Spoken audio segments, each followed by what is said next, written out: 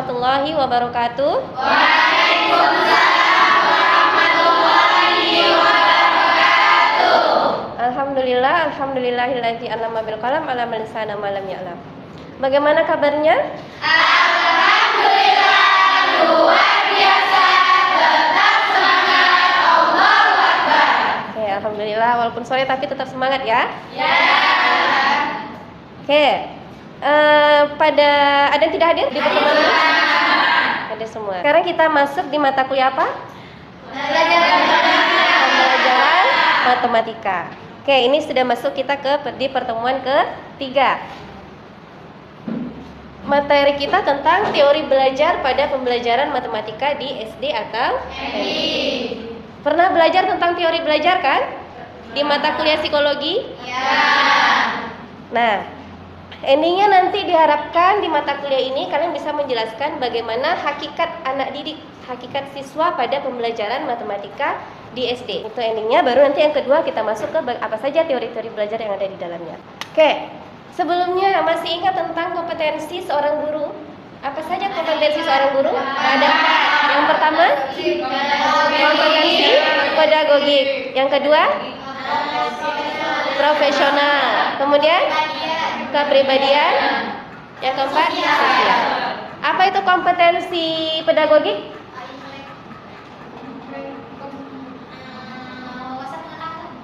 Pedagogik berarti bagaimana seorang guru itu mentransfer ilmu, kemudian apa lagi? Bagaimana cara dia menyiapkan perangkat pembelajarannya, merencanakan pembelajarannya, membuat modul ajarnya, kemudian bagaimana dia akan pakai metode apa, itu namanya kompetensi pedagogik. Ada kompetensi profesional. Kalau profesional itu bagaimana? Ahli dalam bidangnya. Misalnya seorang guru SD berarti dia ahli di bidang SD, ahli di bidang matematikanya, IPA-nya, IPS-nya yang dipelajari di SD. Itu namanya kompetensi profesional. Nah, dua kompetensi ini khususnya inilah nanti yang akan kita gunakan atau akan kita perhatikan dalam mengajarkan matematika di SD. Nah, sebelum kita ngajar matematika, maka kita harus paham dulu hakikat anak didik pada pembelajaran matematika di SD. Oke. Anak didik pada pembelajaran matematika di SD, ada hakikat anak dan ada hakikat matematika. Seorang anak ini, anak usia SD ini adalah anak yang sedang mengalami masa perkembangan dalam tingkat berpikirnya. Sedangkan matematika itu adalah ilmu yang abstrak. Bagaimana cara kita menyatukan karakter si anak ini dengan karakter si matematika ini? Maka perlulah dijembatani oleh kemampuan seorang guru. Disitulah perlunya kompetensi pedagogik tadi, kompetensi profesional tadi dalam mengajarkan matematika itu sendiri. Selanjutnya, hakikat anak didik pada pembelajaran matematika di SD yang perlu diperhatikan yaitu yang kedua, anak itu adalah individu yang berkembang. Nah, karena anak itu individu yang berkembang, sehingga seorang guru harus paham bahwa setiap anak itu punya kemampuan yang berbeda-beda, punya potensi yang berbeda-beda. Nah, dari sekian banyak siswa yang ada di kelas, maka seorang guru itu harus paham bagaimana karakter setiap anak tersebut. Sehingga ini perlu diperhatikan dalam memilih strategi yang tepat. Tidak semua strategi akan cocok dengan kondisi siswa atau anak. Nah, yang terakhir dalam mempelajari hakikat anak didik itu adalah kesiapan intelektual seorang anak. Banyak teori yang mempelajari tentang bagaimana kesiapan intelektual seorang anak itu, anak usia SD. Nah, JNPS ini salah satu teori psikologi yang mempelajari tentang perkembangan mental seorang anak. Dia membagi ada 4 tahapan kemampuan berpikir anak. Nah, yang akan kita pelajari yaitu di tahapan ke-3.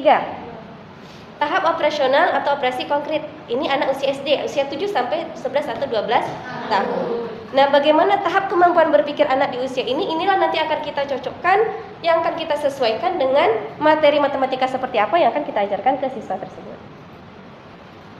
Oke. Kata JNPS ini, dia mengidentifikasi ada 6 jenis konsep kekekalan yang berkembang pada anak usia SD. Ada kekekalan banyak, ini usia 6-7 tahun, kelas 1, kekekalan materi 7-8 tahun, kelas 2, panjang, kelas 3, luas ini kelas 4, berat kelas 5, dan volume kelas 6.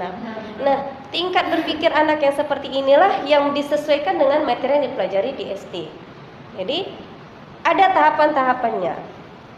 Nah, yang kita akan pelajari hari ini di poin kekekalan banyak, materi, dan panjang. Yang pertama, kekekalan banyak. Nah, hari ini kita akan bahas 3 materi.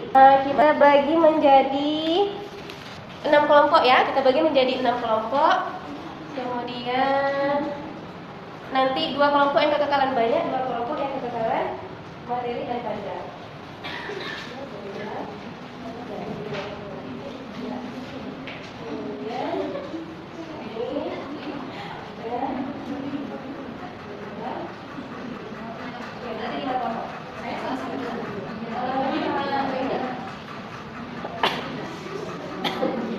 Oke, ada 5 kelompok. Kelompok yang pertama kelompok Iis itu kekekalan banyak. Kedua kelompok Lili kekekalan materi. Ketiga kelompok Dina kekekalan panjang. Ini kelompok Liza kekekalan banyak. Kemudian ini 3 ya? Oh berarti ini 3 juga ya? Oh berarti 6. Jana kekekalan materi. Kemudian Ainun kekekalan panjang.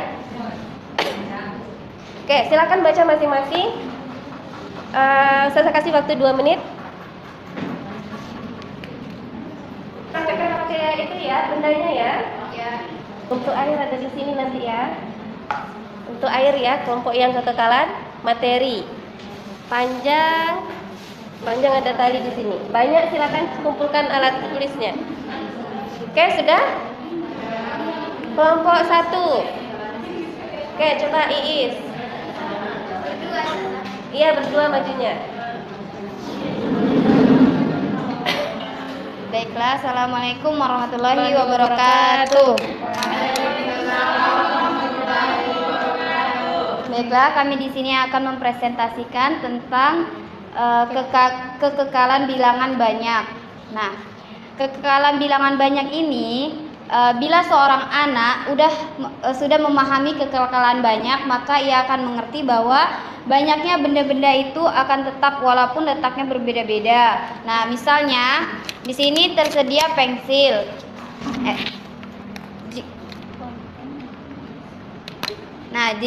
Ada beberapa jumlah pena yang sejajar. Kalau anak itu sudah memahami tentang konsep kekekalan bilangan banyak, maka walaupun pensil ini letaknya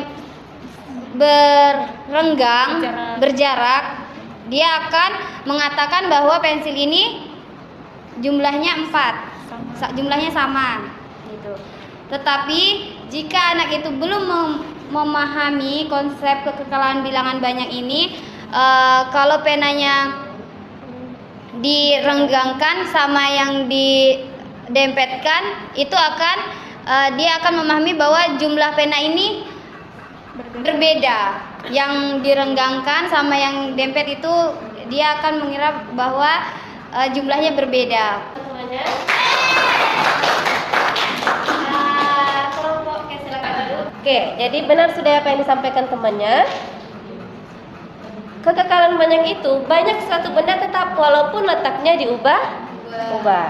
Nah, seperti tadi, pensil atau pena yang disusun rapat ataupun jarang, jumlahnya tetap sama-sama 5. Nah, kalau mereka sudah paham, artinya mereka sudah bisa berhitung. Kalau mereka sudah bisa berhitung, berarti mereka sudah bisa diajarkan konsep penjumlahan. Sebelum mengajarkan penjumlahan ke anak kelas 1, pastikan mereka sudah bisa berhitung terlebih dahulu. Oke, lanjutnya kelompok 2. Kelompok Lili. Kekekalan materi atau zat. Assalamualaikum warahmatullahi wabarakatuh. Waalaikumsalam warahmatullahi wabarakatuh. Baiklah, di sini kami akan menjelaskan tentang kekekalan materi. Jadi kekekalan materi itu adalah zat atau materi yang ketika banyaknya air pada kedua bejana gelas di sebelah kanan dan sebelah kiri, kemudian berbeda banyak walaupun ditumpahkan dari dua bejana yang isinya sama. Jadi maksudnya ketika anak-anak memahami apa itu kekekalan materi, walaupun ada dua bejana yang berbeda, tetapi diisikan dengan air yang sama banyaknya, mereka akan mengatakan banyak air itu banyak air itu berbeda. Kita contohkan aja ya.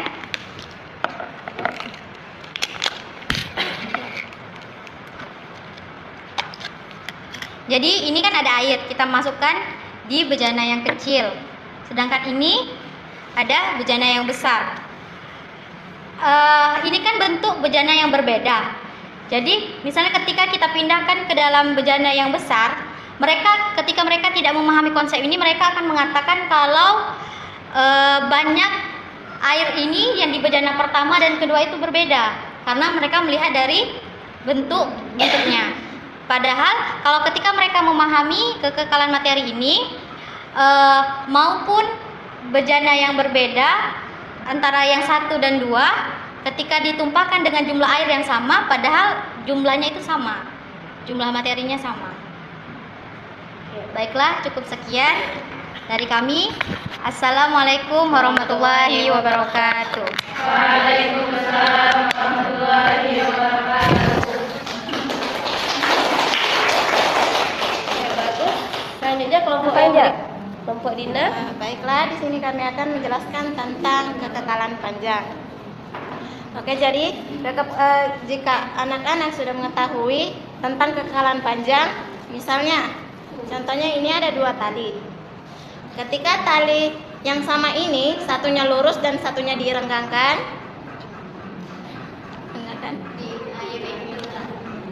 ketika anak tersebut sudah paham, ketika anak yang belum paham, maka 2 tali ini anak itu akan mengatakan bahwa tali ini berbeda.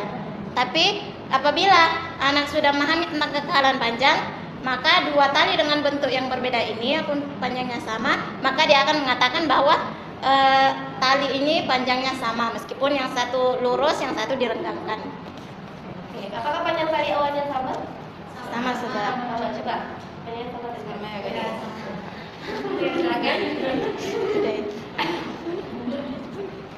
Sudah? Nah, jadi bunyi kekekalan panjang itu, panjang tali itu akan tetap walaupun dia dilengkungkan. Nah, ini dia tadi seperti disampaikan temannya, maka dia sudah bisa mendapatkan pelajaran tentang konsep pengukuran. Makanya pengukuran itu biasanya dipelajari di kelas 3 atau 4. Mereka sudah mulai bisa menghitung panjang suatu benda dengan penggaris. Oke, sampai di sini ada yang mau ditanyakan? Ada yang mau ditanyakan? Tidak ada? Oke, kalau tidak ada, apa yang bisa disimpulkan pada materi hari ini? Silakan Juli. Apa yang bisa disimpulkan, Juli? Setiap tingkatan anak itu berbeda dalam konsep pemahamannya. Oke, bagus. Oke, ada lagi? Apa lagi? Apa itu kekekalan banyak? Kekekalan banyak apa? Iya, kekekalan banyak atau bilangan itu apa? Banyak itu kekekalan materi. Oke, materi berarti banyaknya materi itu akan tetap walaupun wadahnya berubah-ubah. Kekekalan panjang apa? Panjangnya akan tetap walaupun dilengkung-lengkungkan. Nah, seperti itu. Oke, jadi inilah 3 tahapan yang harus dikuasai oleh siswa SD. Nah, tugasnya silakan nanti diamati, diobservasi ke sekolah, khususnya kelas 1, 2, dan 3, apakah mereka sudah memahami 3 konsep kekekalan ini. Kelas 1 berarti mereka sudah paham atau belum konsep kekekalan banyak atau bilangan. Kelas 2 kekekalan materi, kelas 3 kekekalan panjang. Ya, waktunya 2 pekan. Oke, itu saja. Kalau tidak ada pertanyaan, kita tutup dengan membaca hamdalah. Alhamdulillahirabbil alamin. Oke, silakan untuk pekan depan kita akan lanjutkan ke hukum kekekalan berat, luas, dan volume.